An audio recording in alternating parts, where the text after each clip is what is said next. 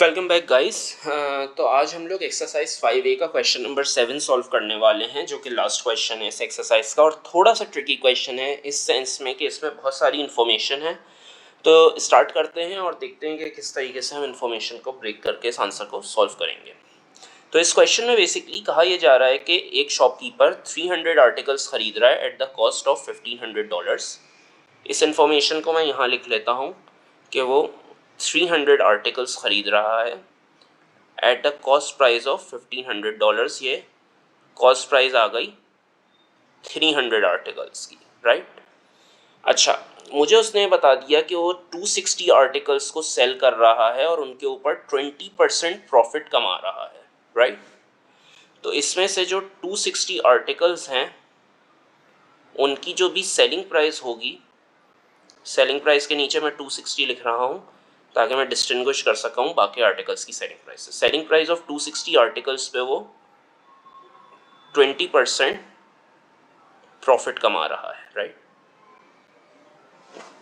अच्छा, दूसरी तरफ उसने मुझे बताया हुआ है कि जो रिमेनिंग आर्टिकल्स हैं, जो कि 40 आर्टिकल्स हैं, उनकी selling price 50% of the price of 260 articles, यानी कि 260 आर्टिकल्स की जो भी सेलिंग प्राइस है, let's say it was 2x, तो उसका हाफ यानी कि x is going to be the selling price of these 40 articles, right.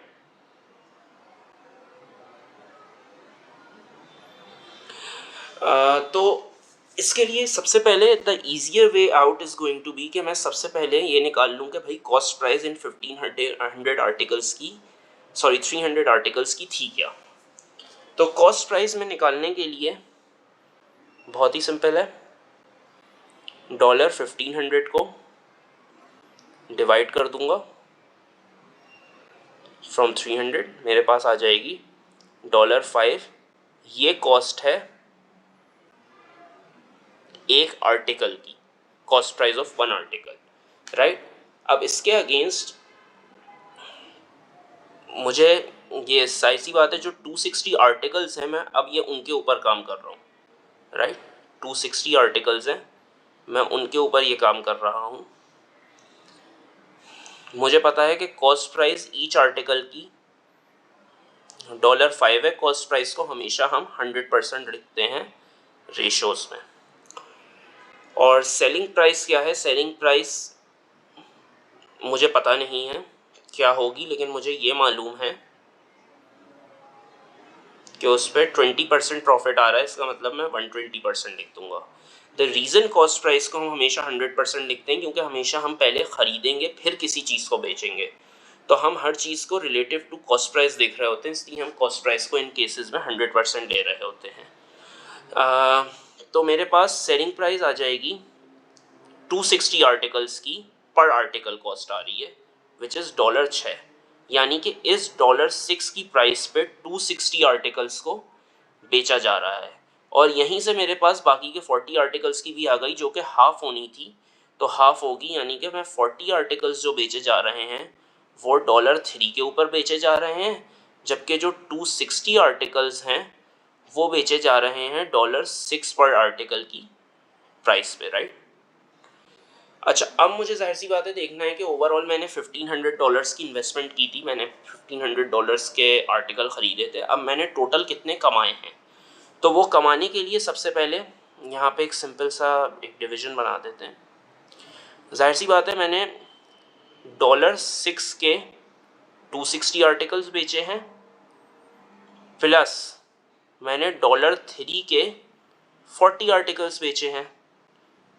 Overall मेरे पास कितने पैसे आएंगे, $1560 यहाँ से आए और यहाँ से $120 आए।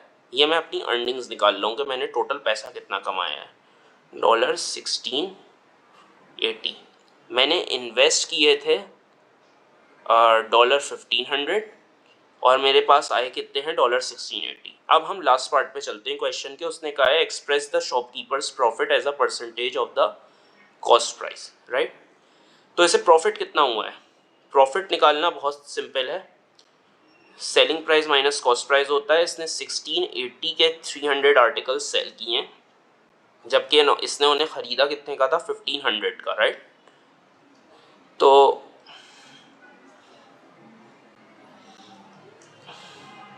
ये थोड़ा सा पेन हिल गया था, राइट। तो इसने प्रॉफिट कितना कमाया है, प्रॉफिट इसने कमाया है $180 का, राइट। अब इसको एज अ परसेंटेज में एक्सप्रेस कर सकता हूँ, विच इज़ $180, और मुझे as a percentage of the cost price करना है। तो कॉस्ट प्राइस क्या थी, विच वॉज $1500, और मैं मल्टीप्लाई बाय 100 करूँगा तो मेरे पास आंसर आएगा 12%, which is the right answer. Thanks guys for watching. अगर आप लोगों को वीडियो पसंद आई हो तो प्लीज़ लाइक, सब्सक्राइब कर दीजिएगा और शेयर भी कर दीजिएगा। थैंक यू एंड अल्लाह हाफिज़।